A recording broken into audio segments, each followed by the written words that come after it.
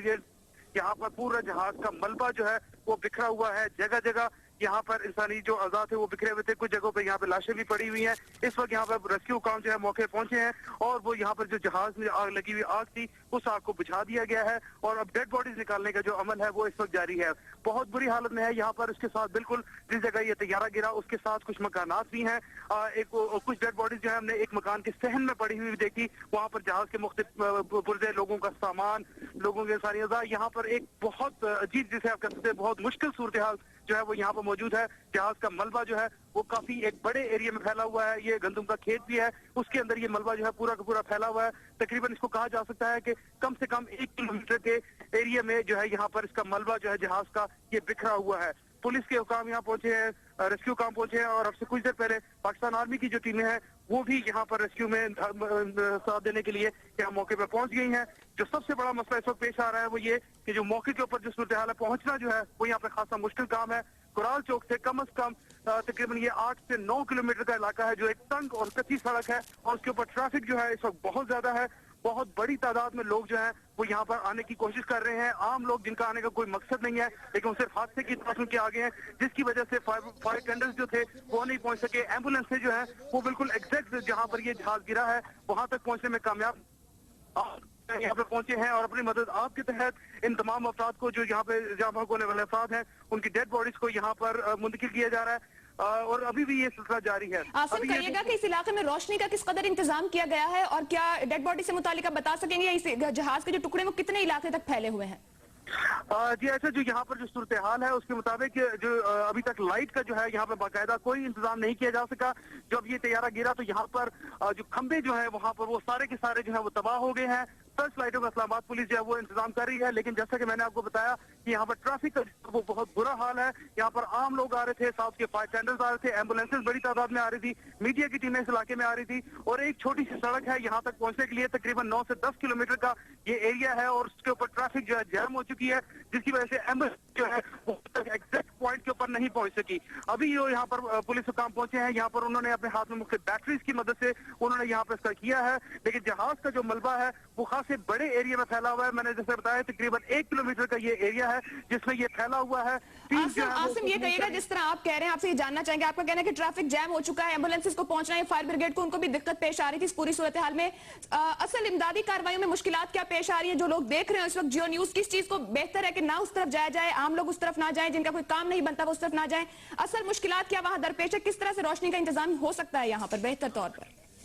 जी बिल्कुल, इस वक्त जो है यहाँ पर अगर फौरी तौर पर पुलिस की जो है वो यहाँ पे जनरेटर्स लेकर आए, सर्च लाइट्स जो है वो बड़ी लेकर आए तो वो यहाँ पर उसकी मदद से देखा जा सकता है। यहाँ पर बाज बॉडीज जो हमने देखी हैं वो पूरी की पूरी इंटेक्ट है और इसमें यह भी चांस हो सकता है कि मलबे के नीचे या किसी और जगह पर शायद कोई जिंदा शख्स भी मौजूद हो, अगर जिसके इम्कान बहुत कम है क्योंकि मलबा बहुत खासे एरिया तक फैला हुआ है। लेकिन उससे सबसे जो अहम चीज है वो ये कि यहाँ पर फौरी तौर पर लाइट का इंतजाम किया जाए, जो रेस्क्यू काम है वो यहाँ मौके पर पहुंचे और वो यहाँ पर आगे तमाम। आसिम, जैसा आप कह रहे हैं कोई जख्मी मौजूद हो सकता है, क्या यहाँ पर तेजी से काम हो रहा है या फिर सुस्त रवि से काम जारी है इमदादी कार्रवाइयाँ?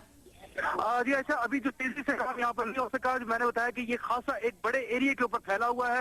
यहाँ पर जो जो रिहायशी घर है उनके अंदर तक जाके जहाज का मलबा, अभी जो मैंने एक मकान के अंदर देखा उसके सहन की दीवार जो थी वो टूटी हुई थी और उसके अंदर जो टायर था एक वहाँ पर जहाज का वो वहाँ पे पड़ा हुआ है। इसके इंजन के पीछे जो एक बड़ा जो मेन जो सेंट्रल रैकेज है वो यहाँ पर एक खेत के अंदर पड़ा हुआ है। इसके बाएं जानिब जो यहाँ पर उसके कुछ पर के कुछ हिस्से पड़े हुए हैं। यहाँ आगे कुछ अभी मैंने एक देखा, यहाँ पे डॉक्टर एक मुनव्वर मंगी नाम के एक उनका था, उनका लैपटॉप कंप्यूटर जो था वो यहाँ पे गिरा हुआ था, टूटा हुआ था। आसिम अली राना हमारे साथ रहिए, आपसे मजीद भी जानते रहेंगे। हम अपने देखने वालों को ये जरूर बता दें कि जहाज जिसे आज हादसा पेश आया मुसाफिर परवाज थी, 27 साल 4 माह पुराना जहाज था और ये सीरीज जो है ये खत्म हो चुकी। जैसे कि जुनैद पहले माहिर उमूर जो एविएशन उमूर वो भी हमें बता रहे थे कि सीरीज अब इस्तेमाल में नहीं है, लेकिन ये खरीदी गई और इसको इस्तेमाल किया जा रहा था इस निजी एयरलाइन की जानिब। पुराने जेर इस्तेमाल तैयारे किसी और मुल्क से खरीदे गए इस निजी एयरलाइन की जानिब से। इस हादसे से मुतालिक हम आपको आगाह कर रहे हैं मुसलसल। अभी हम जियो न्यूज के नुमाइंदे जिले हैदर से बात करेंगे जो कि कराची में मौजूद हैं और कराची से इस तैयारे ने परवाज की थी। यहाँ पर जो खानदान जो कि ये मुसाफिर इस तैयारे में शामिल थे उनके अहल खाना एयरपोर्ट पे बड़ी तादाद में जमा हो रहे हैं। भोजा एयरलाइन के काउंटर पर इस वक्त जिले हैदर मौजूद है। जिले हैदर, यहाँ जो लोग पहुंचे हैं उनसे आपकी क्या बात हुई है? एयरलाइन वाले उनको कोई तफसील बता रहे हैं, उनके साथ ताउन कर रहे हैं, क्या सूरत हाल है?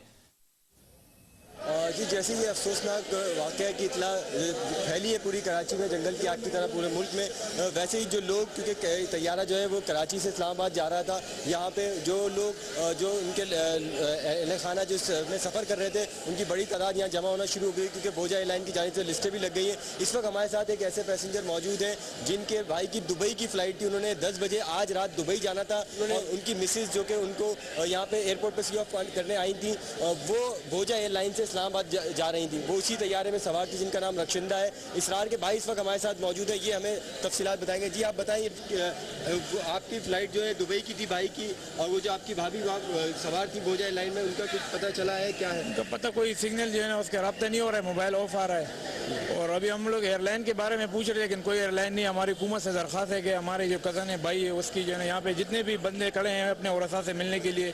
आपका ताल्लुक कहाँ से है और आप कराची में अपने भाई को रुखसत करने आए थे, वो कहाँ जा रहे थे? मेरे भाई जो थे वो दुबई जा रहे थे, वो कराची में यहाँ हम रिश्तेदारों से मिलने आए थे, तो आज दुबई जा रहे थे और अपनी उनकी वाइफ की फ़्लाइट थी 5 बजे इस्लामाबाद की, और रिहाइश जो है ना सवाबी की है हम लोग की।